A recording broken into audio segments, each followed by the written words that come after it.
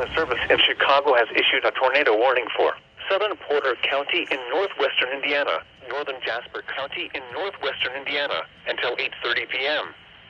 At 7:51 p.m., a severe thunderstorm capable of producing a tornado was located near the lot, moving east at 35 miles per hour. Hazard, tornado. Source, radar indicated rotation. Impact, flying debris will be dangerous to those caught without shelter. Mobile homes will be damaged or destroyed. Damage to roofs, windows, and vehicles will occur.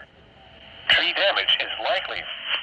This dangerous storm will be near Hebron around 7:55 p.m. Counts around 8:05 p.m.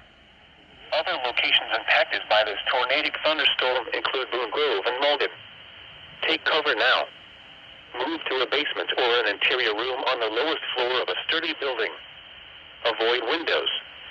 If you are outdoors, in a mobile home, or in a vehicle, move to the closest substantial shelter and protect yourself from flying debris.